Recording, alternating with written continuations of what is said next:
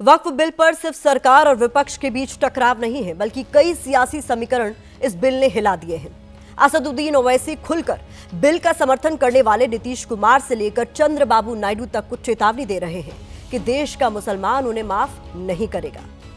सवाल यह है कि क्या बिल का समर्थन करने की कीमत नीतीश से लेकर चिराग पासवान तक को चुकानी होगी? ये सवाल इसलिए क्योंकि कांग्रेस और समाजवादी पार्टी से लेकर ओवैसी तक ने बिल को मुसलमानों के खिलाफ बताया है। नीतीश कुमार और चंद्रबाबू नायडू ने मुस्लिम वोटों की चिंता किए बगैर वक्फ बिल का समर्थन किया है और ये बिल ऐसे वक्त में आया है जब इसी साल बिहार में विधानसभा के चुनाव हैं। सवाल यह है कि जो चेहरे मुस्लिम वोट की राजनीति करते आए हैं वो आखिर वक्फ बिल पर कैसे और क्यों बदल गए? आज हम भारत की बात में इसी सवाल का जवाब तलाशने की कोशिश करेंगे और जो चेहरे बदले हैं उन्हें होने वाले सियासी नफा नुकसान का हिसाब भी लगाएंगे। हमने उस दिन भी कहा था कि मुझे घोर आश्चर्य है कि नीतीश कुमार जी कैसे सहमत हैं।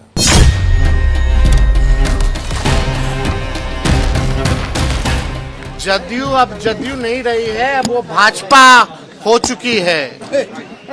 जो लोग जदयू को चला रहे हैं वो भाजपा से हाथ मिला लिए हैं।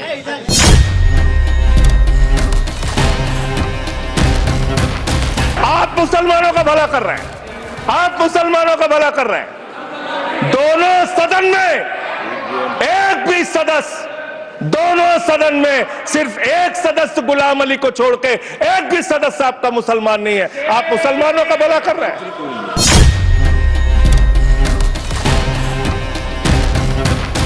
इस देश के हिंदुओं को मुसलमानों की आदत है, मुसलमानों को हिंदुओं की आदत है और ईसाइयों को, सिखों को हिंदुओं और मुसलमानों की आदत है। ये आदतें मत बदलवाइए, ये आदतें मत बदलवाइए।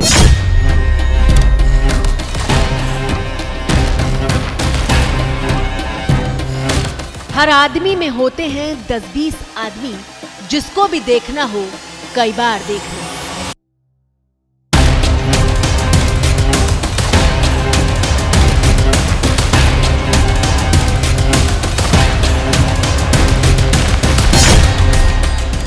वक्फ बिल पर जिस तरह से नीतीश कुमार और चंद्रबाबू नायडू ने सरकार का समर्थन किया है, उसके बाद सियासी गलियारों से लेकर सोशल मीडिया तक इस तरह की बातें दोहराई जा रही हैं। ये वक्फ बिल नहीं है, बल्कि ये वक्फ बर्बाद बिल है ये।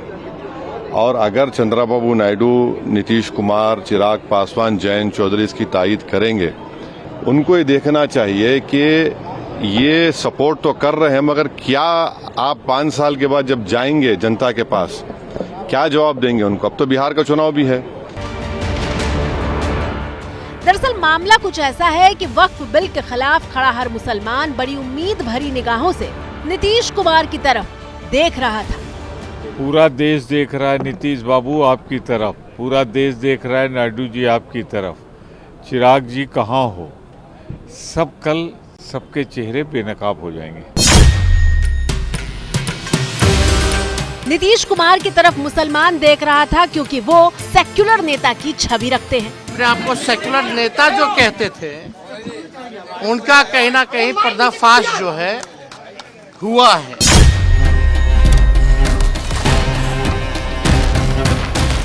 नीतीश वो राजनेता हैं जिन्होंने मुसलमानों के लिए 2013 में नरेंद्र मोदी का साथ छोड़ दिया था। भारतीय जनता पार्टी की विफलता है।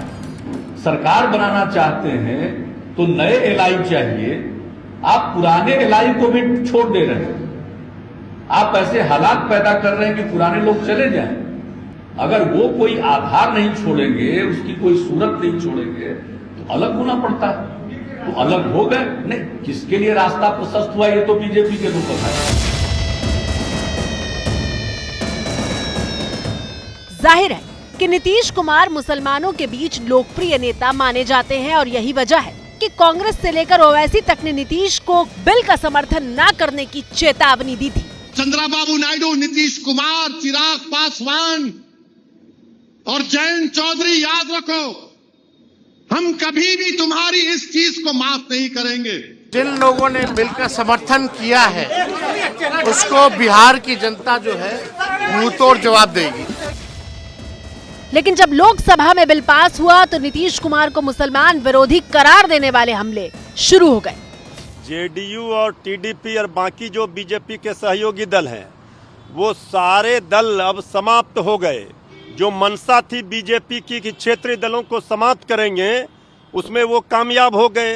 अब सिर्फ बीजेपी के सहयोगी दलों का, चाहे जेडीयू हो चाहे अन्य पार्टियां हो, इनका विलय ही बाकी है।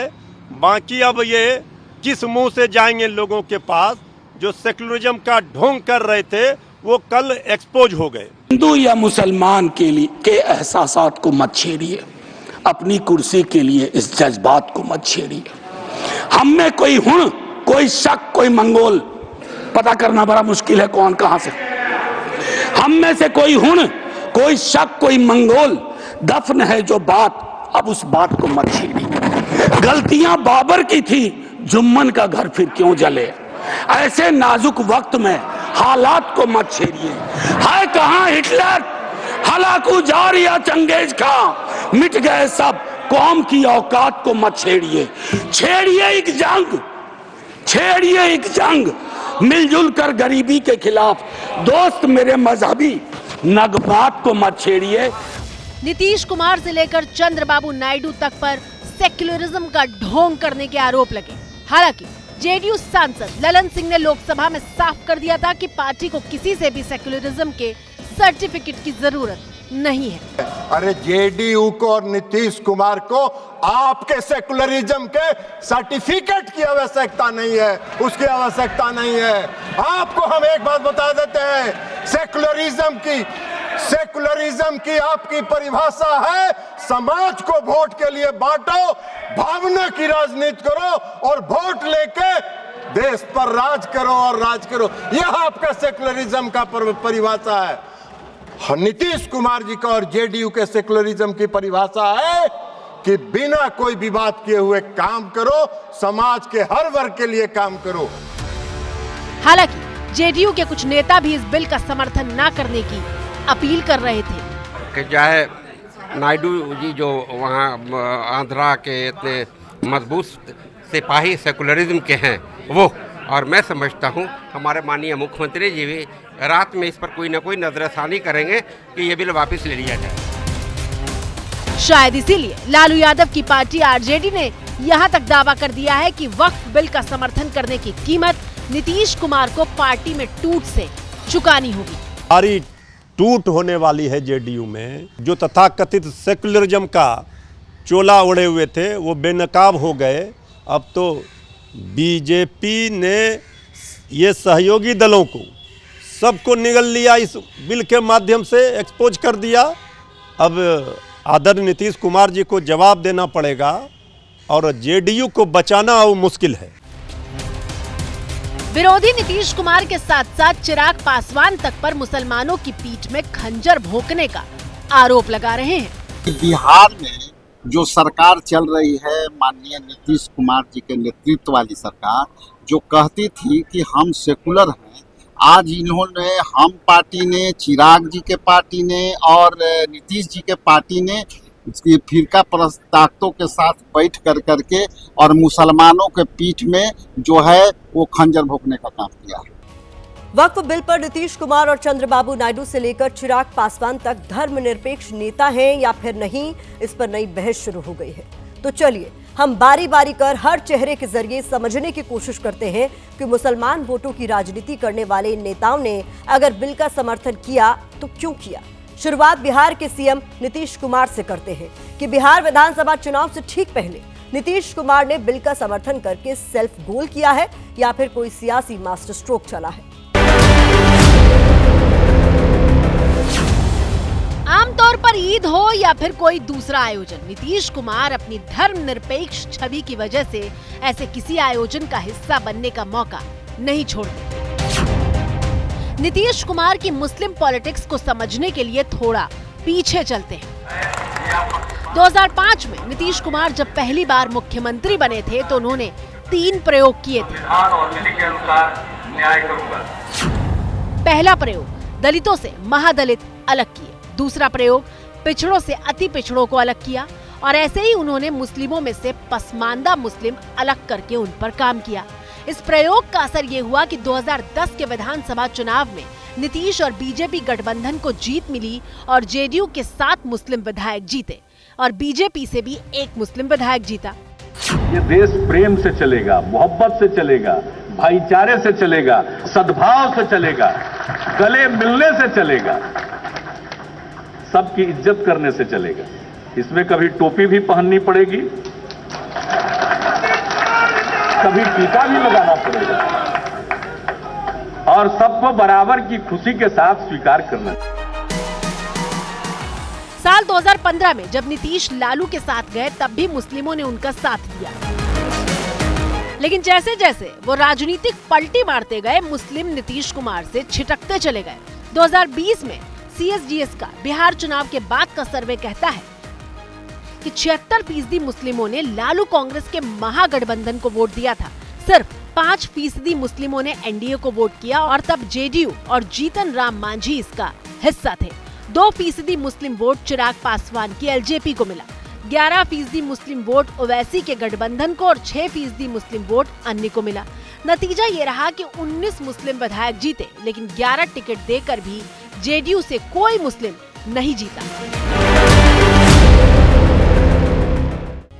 2024 के लोकसभा चुनाव में नीतीश ने मुस्लिम बहुल किशनगंज लोकसभा सीट से एक मुस्लिम को टिकट दिया, लेकिन मुसलमानों ने उसे भी नकार दिया था। तो क्या नीतीश इसी वजह से वक्फ बिल के साथ खड़े हो गए, क्योंकि मुसलमान तो उन्हें वैसे भी वोट नहीं दे रहे हैं? मतलब मुस्लिम वोट बैंक घटता जा रहा है और नीतीश हिंदू वोट बैंक नहीं गंवाना चाहते, इसीलिए नीतीश ने मुस्लिम वोट की फिक्र ही छोड़ दी। नीतीश के वक्फ बिल समर्थन के पीछे ये वजह हो सकती है, लेकिन चंद्रबाबू नायडू और चिराग पासवान ने ऐसा क्यों किया?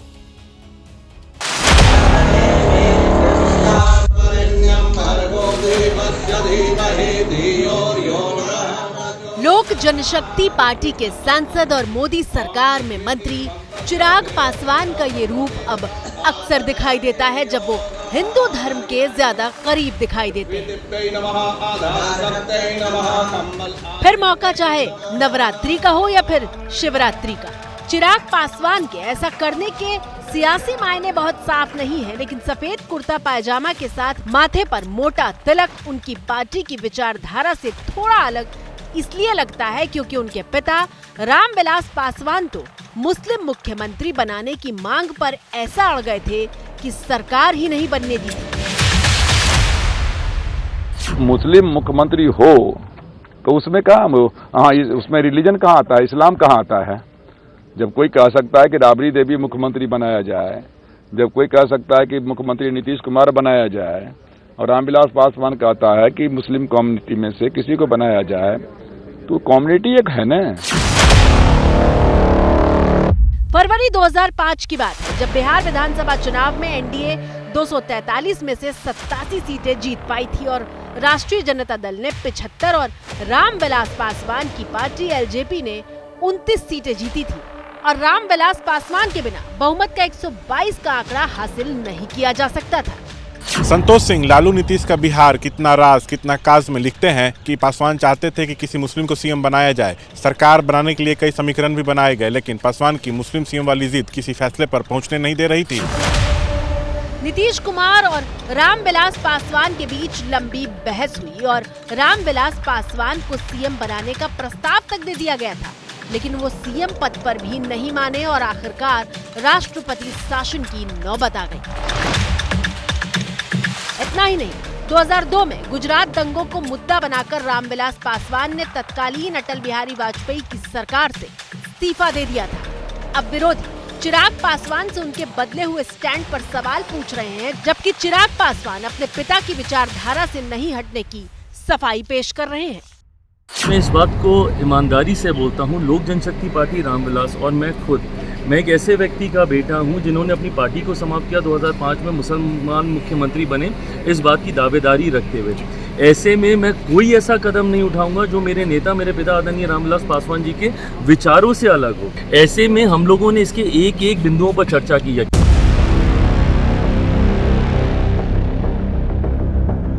अब सवाल ये है कि चिराग के बिल के समर्थन के पीछे क्या वजह होगी, तो ऐसा लगता है कि चिराग बिहार में हिंदुत्व का चेहरा बनने की तैयारी में है, क्योंकि कोई भी युवा नेता वहां ऐसा नहीं है। हालांकि उनके रुख को देखते हुए ऐसा लगता है कि वो अभी ये तय नहीं कर पा रहे हैं कि वो किस तरफ जाएं।